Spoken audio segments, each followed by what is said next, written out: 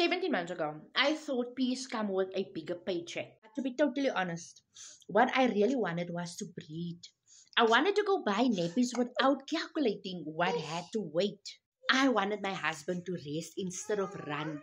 He's constantly at work. I wanted more time as a family. I didn't build the system, I just followed the system. And the best part is, I didn't have to figure it out all alone because I'm part of this amazing community. And now I could show other moms the light that I found in my darkest days. I'm no longer surviving. We no longer surviving as a family, but we're creating memories. And I'm proud of myself for taking the leap of faith and invested in my education, because you don't invest in a program, my friend. You don't invest in a product.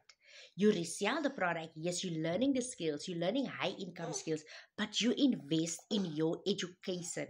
You learn the skills, and the skills that you are learning, no one could ever take that away from you. You could apply these same skills in any other business. This isn't just business, but it's a legacy.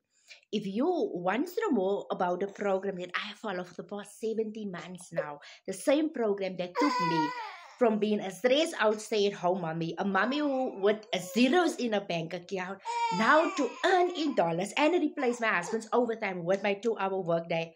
Put a word ready in my comments and we will pluck you.